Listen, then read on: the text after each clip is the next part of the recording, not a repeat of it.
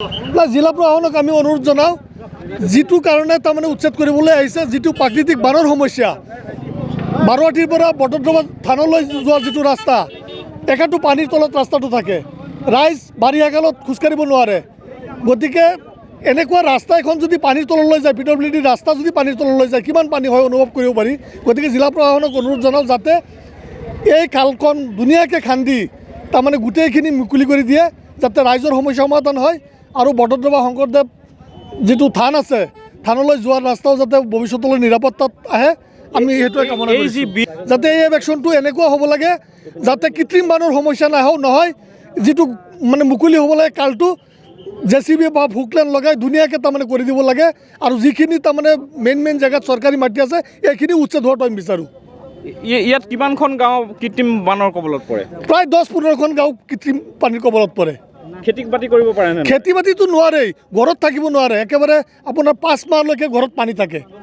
বানপানী হ'লে 7 দিন থাকে আৰু 5 মাহলৈকে কৃত্ৰিম বানৰ পানী থাকে। এপ্লিকেণ্ট দৰখাস্তকাৰী আমি এই উচ্ছেদ যেনেকৈ হ'ব লাগে তেনেকৈ হ'ব লাগিব, নহ'লে এই চৰকাৰী ধন অপচয় কৰাৰ কোনো দৰকাৰ নাই। ইয়াত যেনেকৈ এই উচ্ছেদৰ কামত লগাইছে, এইটো চৰকাৰী ধন অপচয়ৰ বাহিৰে আৰু একো নহয়। আমাৰ ৰাইজৰ কোনো কাম ইয়াত নহ'ব যদি এই ফকলেন JCB লগাই এই উচ্ছেদ নকৰে। আমি ৰাইজে পাট্টাৰ মাটি এৰি দিছে, ৰাইজে পুখুৰী সিঁচি দিছে যে আমাৰ এই কামখিনি ধুনীয়াকৈ হ'ব লাগে, চৰকাৰী ধন আহিছে, চৰকাৰী ধনেৰে আমাৰ এই ৰাইজ উপকৃত হ'ব লাগে। কিন্তু এই যি উচ্ছেদ আৰম্ভ হৈছে আজি কোৰ দাগ খন্তি লৈ পেলাই এইটো দি পেলাই চৰকাৰী ধনৰ অপচয়ৰ বাহিৰে আৰু একো নহয়, এইটো বেকু ভাওনা। ডিচেম্বৰৰ 16 তাৰিখ আমি আগতে ৰাইজে গম পাইছিলোঁ যে এভেকশ্যন হ'ব, কৃত্ৰিম বানৰ যিটো সমস্যা সমাধান কৰিব। তাৰ কাৰণে গোটেই ৰাইজে যিসকলৰ পুখুৰী আছিলে তেওঁলোকে মাছ টাছ মাৰি খালী কৰি ৰাখিছে। কিন্তু দেখিছোঁ আজি প্ৰশাসনে যিটো উচ্ছেদ চলাইছে এইটো একেবাৰে নিন্দনীয় উচ্ছেদ, মানে কোনো ধৰণৰ কাম নহয়, ৰাইজৰ কোনো উপকাৰ নহয়, এনেই তাৰমানে অলপ মানুহ লগাই পেলাই কোৰ দি পেলাই তাৰমানে অলপ খহি আছে। এইবিলাক ধৰি লওক দুপৰীয়া হ'ব, মানুহখিনি গুচি যাব, এভেকশ্যন শেষ। গতিকে মুখ্যমন্ত্ৰী মহোদয়লৈ অনুৰোধ জনাওঁ যাতে এই যিটো এভেকশ্যন কৰিব বুলি কৈছে 3-4 দিনত, যাতে ভালকৈ কৰি ৰাইজৰ সমস্যা সমাধান কৰি দিয়ে, তাৰ কাৰণে মুখ্যমন্ত্ৰী মহোদয়লৈ অনুৰোধ জনাইছোঁ। শ্ৰমিক লগাইছে, যথেষ্ট ধন ইয়াত দিব লাগিব, খৰচ হ'ব। যিসকল শ্ৰমিক লগাইছে তাৰমানে যদি দিনত 50,000 টকা খৰচা হয়, কাম হ'ব 5,000 টকাৰ। গতিকে শ্ৰমিক লগাই কি কাম আছে? আজিকালি ইঞ্জিনৰ যুগ, ইঞ্জিনেৰে চব কাম কৰিব পাৰি। গতিকে মানে ৰাইজে বিচাৰি আছে যে ফুকলেন লগাই পেলাই যি ধৰণে কৰিব লাগে সেইমতে কৰক। চাওক, আমি এইটো এভেকশ্যনৰ পক্ষত আমি দৰখাস্তকাৰী আছিলোঁ, আমি পাব্লিক আছিলোঁ দৰখাস্তকাৰী। এভেকশ্যন যেনেকৈ কৰিব লাগিছিল আমাৰ মতে কৰিব লাগিব, নহ'লে এনেকৈ বেকু ভাওনা কৰি পেলাই এই চৰকাৰী ফাণ্ড খৰচা কৰিবলৈ আমি নিদিওঁ। চৰকাৰী ফাণ্ড আমি খৰচা কৰিব নিদিওঁ। এটা JCB নাই, এটা ফকলেন নাই, এই কেইজনমান মানুহ লগাই পেলাই এই পুখুৰীৰ পাৰখিনি মানে পানীৰ লগত সমান কৰি থৈ গ'লে আমাৰ সমস্যা সমাধান নহয়। আমাৰ যিটো কৃত্ৰিম বানৰ সমস্যা, মূল সমস্যাৰ কাৰণে যিটো সমস্যাৰ কাৰণে আমি প্ৰতিবাদ কৰিছিলোঁ, উচ্ছেদ হ'ব লাগে বুলি আমি দাবী জনাইছিলোঁ, সেইটো যদি নহয় তেনেহ'লে এই বেকু ভাওনা কৰি লাভ নাই। আমি DC ছাৰ, ADC ছাৰ তেখেতসকলৰ কি পৰিকল্পনাত যে এই কাম আৰম্ভ কৰিছে আমি গম নাপাওঁ।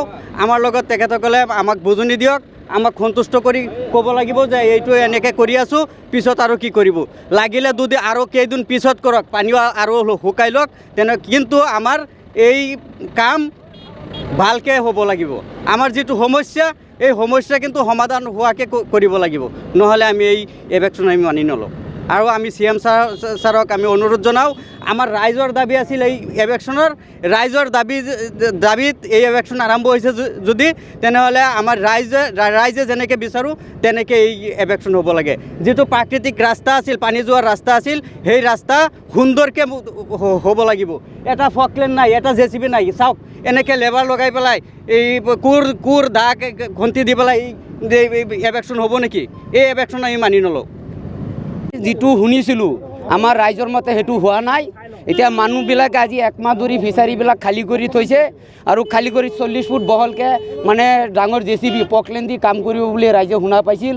এতিয়া আমি চিফ মিনিষ্টাৰ ছাৰলৈ আপত্তি জনাইছোঁ যাতে 40 ফুট বহলকৈ যাতে বিলটো এভেকশ্যন কৰে। আমাৰ এইটো কাম পচন্দ হোৱা নাই, কিন্তু আমাৰ খেতি পথাৰ চব পানীৰ তলত থাকে, আমি ধান খেতি কৰিব নোৱাৰোঁ। আমি দুখীয়া মানুহ, লোকৰ মাটি চুক্তি কৰি খাওঁ পইচা দি, সেইকাৰণে বহুত মানুহ সমস্যাত পৰি আছে ৰাইজ এইফালে। আমি চিফ মিনিষ্টাৰৰ ছাৰলৈ অতি ধন্যবাদ জনাইছোঁ যাতে সোনকালে বিল চিলবিলাক এভেকশ্যন কৰি দিয়ে। ইয়াত কিমান বছৰ ধৰি এই পুখুৰীবিলাক বহুত, আজি হাজাৰ হাজাৰ 2000 3000 মানুহ সেইবাৰ পানীৰ তলত ভুগি আছে। মানুহবিলাকে ৰাইজ কষ্ট পাই আছে। তাৰ আমাৰো এইফালে খেতি পথাৰ আছে, আমি চুক্তি কৰোঁ লোকৰ পৰা আদি ভাগে চুক্তি কৰোঁ, সেইবিলাক খেতি পথাৰ নহয়। তে সেই চিফ মিনিষ্টাৰ ছাৰলৈ আমি বিশেষকৈ অনুৰোধ জনাইছোঁ যাতে চিফ মিনিষ্টাৰ ছাৰে এতিয়া যে প্ৰশাসনে উচ্ছেদ অভিযান চলাইছে, আপুনি সন্তুষ্ট নহয়? না, আমাৰ এইটো ধৰক ৰাইজে সন্তুষ্ট নহয়, আমি বুলি নহয়, গোটেই পাব্লিকে সন্তুষ্ট হোৱা নাই। এইটো কিহৰ কাৰণে? এইটো মানে ধৰক যেনেকুৱা কৰিব লাগিছিল কামটো তেনেকুৱা হোৱা নাই। পকলেন দি ভাঙিব লাগে। পকলেন দি কৰিব লাগিব। এতিয়া শ্ৰমিক লগাইছে, শ্ৰমিক লগাইছে এতিয়া। আপোনালোক সন্তুষ্ট নহয়? না, আমি বুলি নহয়, গোটেই ৰাইজে সন্তুষ্ট হোৱা নাই। তো এইখিনিলৈ ছাৰলৈ ধন্যবাদ জনাইছোঁ, চিফ মিনিষ্টাৰ ছাৰলৈ, যাতে ছাৰে যাতে কামটো ধুনীয়াকৈ কৰাই যাতে। ধন্যবাদ, এইখিনিলৈকে ধন্যবাদ জনাইছোঁ মই।